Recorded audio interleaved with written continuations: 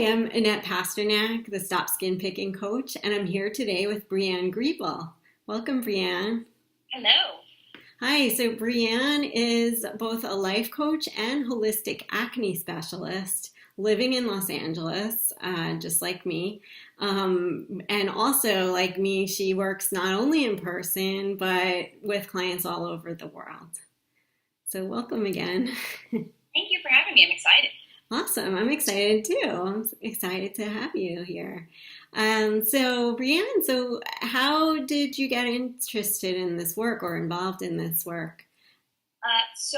Like most people who do something along these lines, it was my own story. I struggled with acne for well over 15 years and just tried everything everybody ever told me to do, and it just never worked. And so through my own frustration, I started trying a whole bunch of other things that were kind of outside the norm.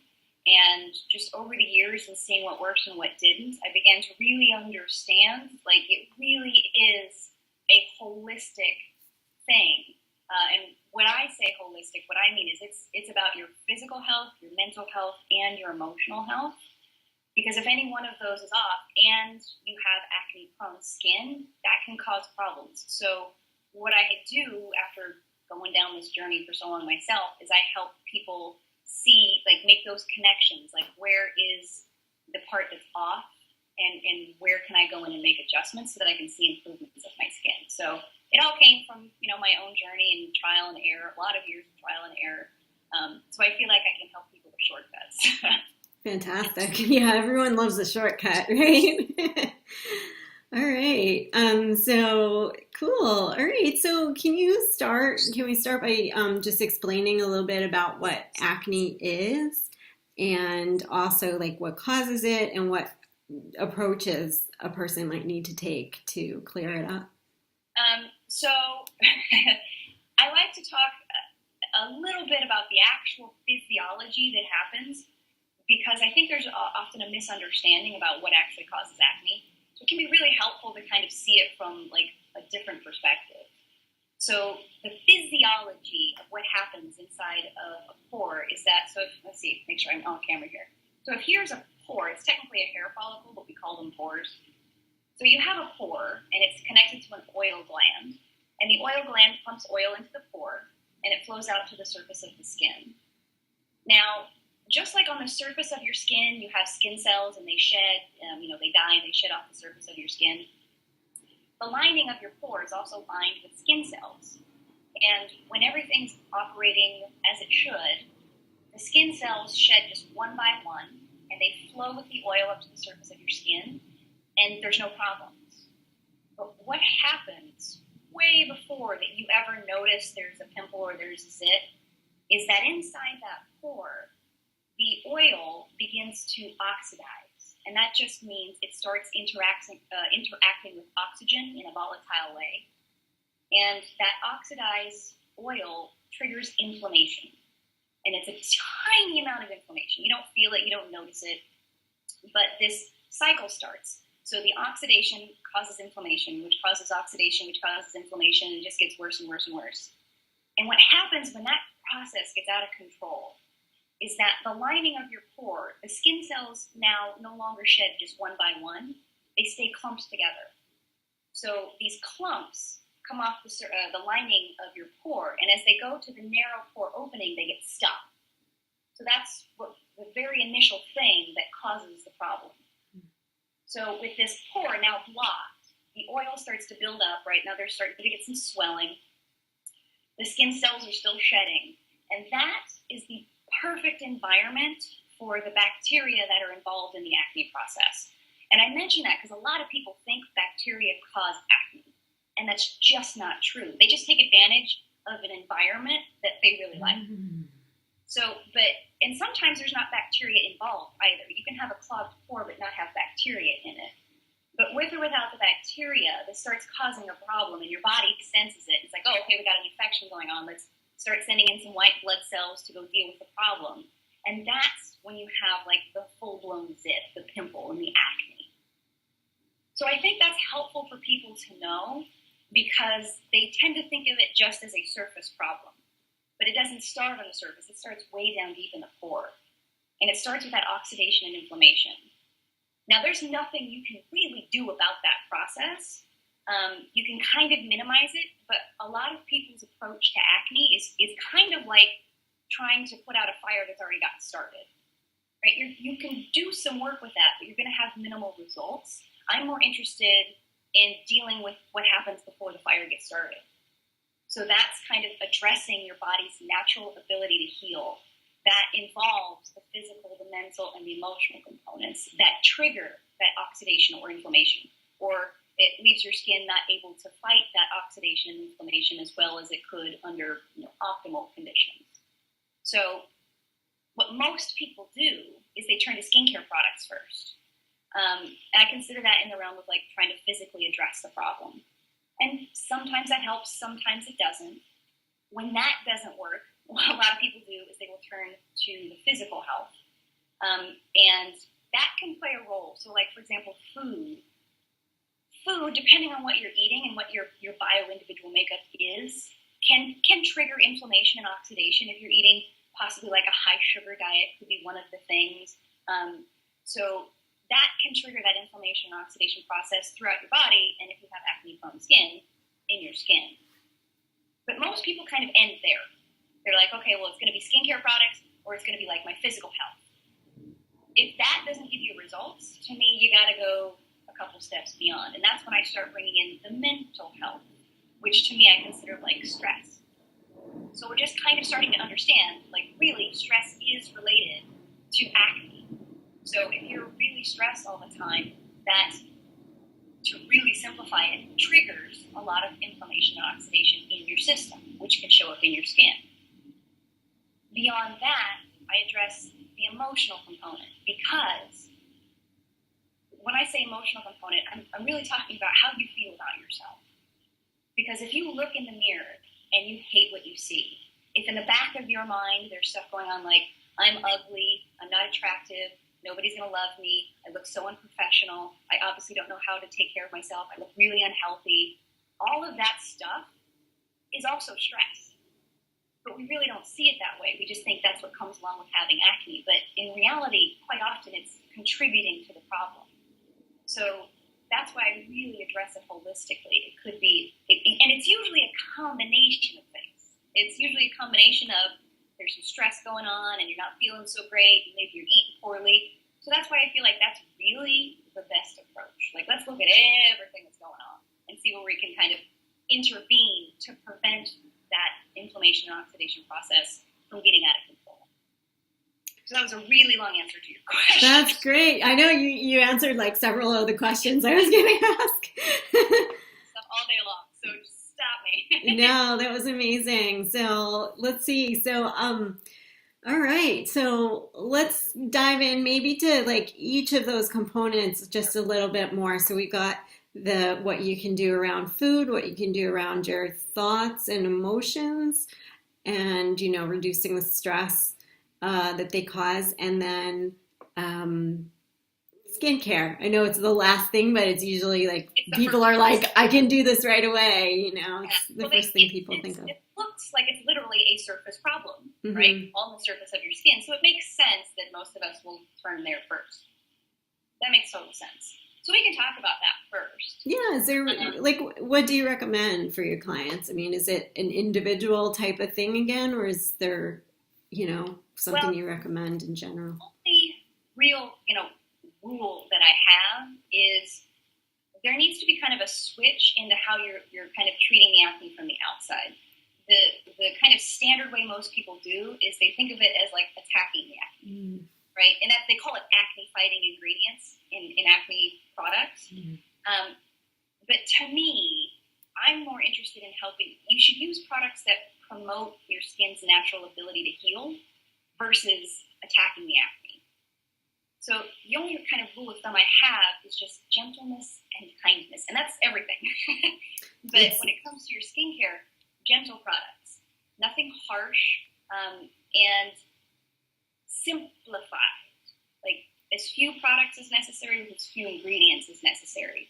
Because usually what we do innocently enough is we use skincare and then we cause more problems than we're helping. Because a lot of those acne fighting products, actually cause inflammation and oxidation. Wow. So you have to think like those, and that can help with the acne, but those ingredients don't just go into the pores that are broken out. They go into all your pores. Mm-hmm. So eventually, if you're applying those products all the time, you're causing inflammation and oxidation inside your skin. And that's why a lot of people who start using a product and work for a while and it stops, is because your skin it was trying to keep up with what, kind of the damage you were doing inadvertently. So gentleness and kindness is kind of just the rule of thumb. Beyond that, it's a very individual thing. Okay. I do say this. The common knowledge that people kind of go by that's not right is they think that acne is caused by like dirt and oil on the surface of their skin. So the common way to treat they think they have to really over cleanse. Like the problem is on the surface. And the first thing I do have all of my clients do is only cleanse their skin once a day at night. Mm-hmm. At night, if you're female, you might have worn makeup during the day, or there was sunscreen, or you sweat, or there's just kind of dust and debris from the day. That I do recommend cleansing at the end of your day, but it's not necessary in the morning. Mm-hmm. And most people think, like, I'm supposed to cleanse twice a day. That's what I was taught to do. But you don't.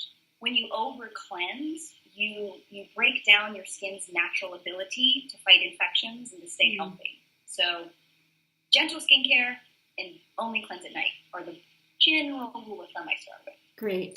Thank you for that. Yeah, it's interesting how all these words that they use, they're very warlike. And I mean, there's probably nothing more stressful than war. Yeah. And like you said, stress is a big component. So what do you suggest for stress reduction? Like is there something specific that you can tell us, or just any way that you can reduce? Well, the mental and the emotional component, they're commingled a lot. Mm-hmm. And that's why almost every single time when I'm talking to somebody, we start with that component. Like, how do they think and feel about themselves? How are they reacting to themselves? And how are they reacting to the world around them? And what are they making that mean? So with the stress reduction, it's more of I have a hard time giving a specific recommendation, because it really depends on how the person is approaching life to figure out what exactly in there needs to be adjusted. Okay. But you can't go wrong with just slowing down, breathing, taking stock of what's going on. Like, you can never go wrong there. Mm-hmm. Usually what causes us so much stress is our mind just starts racing with all these, whether it's like about our skin or about something else. The mind just starts racing about all these things, and I got to do this, and I'm trying this, and this isn't working, and I should be farther, blah, blah, blah, blah, blah. Slowing down is the first step. Mm. Yeah, most of our stress is internal, it seems like. Well, technically, it's all internal. So, yeah. Right? It's all based on how we're thinking about what's going on. Yeah. So it's technically all stress is, stress doesn't exist out there and you absorb it. You can see something and it can trigger all of those thoughts and ideas and stuff like that. But it is really internal. So it's really helpful to slow down and just kind of be with yourself, at least just for a second, to give yourself some space so that you can kind of think a little more clearly. Mm-hmm. And that's kind of one of the things I also do with people. I help them find a little more space so they don't have to just instantly go along with all those trains of thoughts that kick up the stress. Great. Yeah. All right, cool. And so how about food? I mean, you mentioned sugar. Are there any other kind of big rules that seem to apply to most people? When it comes to food, I slow way down with people because I know this from experience. Mm-hmm. If you don't know about that mental and emotional component, and if you really just think there's something physically wrong with me, and then you start looking online about food and what your body does with it, what I see happen and what trips people up is that they begin to treat food like an acne treatment. And that's not all that helpful, because that can lead to obsession. For me, almost led to an eating disorder. When you start going, okay, well, it's food, I need to concentrate on food, and this I can never have, and this I always have to have, and you start analyzing every single bite, and then you're beating yourself up because you ate the wrong things. Sounds pretty stressful. Exactly. So even if you're eating the quote-unquote right things, which I don't think really exists, but you're not really getting any benefit out of that, and you're just keeping the cycle going. Okay. So kind of that's another place I really slow down with people if they have that tendency to really obsess about what they're eating. Because the only guideline, we're really bio-individualistic. Like, what's going to help me isn't going to help you, per se. The guideline is, lots of fresh fruits and vegetables. So you get some antioxidants in there that helps with oxidation and inflammation. Healthy fats, healthy proteins, minimal sugar, minimal processed food. In there, there's a wide berth for variety and finding out what works for you. Some people have trouble with dairy. Not everybody. Some people have trouble with a lot of grain products like breads and pastas and things. Not everybody.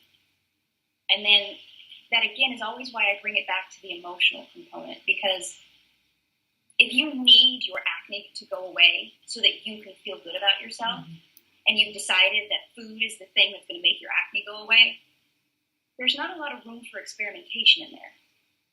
You have to loosen the grip a little bit to allow yourself permission to experiment. Maybe cutting dairy out will help my skin. But if you think that's your saving grace, if that's what's going to make the acne go away, and you cut out dairy and 2 weeks later you're not seeing an improvement, it's going to stress you out. I thought that was going to be the thing, and it must not be dairy. And then it just keeps that dialogue going. Mm-hmm. So the base for me is always the emotional component. Okay. Wow, this has been great. I can see how. Right? What's that? So much information. Yeah, but really, you can see how holistic it is. It all comes down to simplifying and relaxing about all these things, calming down a little. Why I think the emotional component is, to me, it's the most important. Not that we don't talk about skincare and food and all that, your physical health and exercise and all of that. I know for a fact, because this happened with me and I've seen it in my clients, that if the underlying issue, there's the acne, and I know it bothers you, and I totally get it because it did me for 15 years as well. But the issue below that is that you have tied your sense of self-worth to what you look like. So even if we heal the acne, and that's all we did, I know you'd feel better for a while, but underneath that, you have still tied your sense of self-worth to what you look like. So once the newness of your clear skin wears off, you're going to start looking for other things to prove to you that you're still not good enough. So, for me in my story, then I started looking at my skin tone isn't even enough. And then my body wasn't the right shape. And I started getting just as obsessed about all of that stuff as I was about my skin. And I still didn't feel good. So it's so important to address that underlying gunk that you got going on that makes you think the problem is what you look like. Yeah, I get it. We could totally work with that and heal that. But there's something deeper that also needs to get healed. And when you do that, it makes the journey easier, too. Right? Because if you've broken that tie and you're okay, I'm a good person even though my skin might be breaking out right now. I can still be happy with how my skin is doing right now. It makes everything you do to heal your skin easier. You're not beating yourself up along the way of healing your skin. You're gentler with yourself. You're kinder with yourself. And that in and of itself promotes physical healing, right? If you can find calm, if you can find peace, even just a little bit, your body has a way of kind of correcting itself, which makes everything else you're doing easier and benefits you more. So that, when you're eating, healthier foods, from a healthier mindset and emotional set, it all just works better and faster and easier. Well, thank you so much. This has been really great. So welcome. I could talk about this forever. So yeah, do you want to just tell us a little more about the way you work with clients or how people can contact you? I always start, before we officially start working together, I always start with a nice long conversation with somebody. If anybody's interested, they can go to my website, briannegrebil.com, and there's a button that says work with me, and then you can apply to have one of those complimentary conversations, and we'll set up a time and we'll talk and see, what's going on for you, how you feeling. Sounds great. Yeah. Yeah, thank you again so much. You're so welcome. And I love, by the way, the work that you're doing, because that picking compulsion, big part of it too. Yeah, and what's so interesting, I noticed as you were talking, like so much of it is the same thing. It's like getting back to like getting back in touch. Yeah. What's going on inside, with your thoughts, your emotions, and slowing down. And it's pretty interesting, the connections there.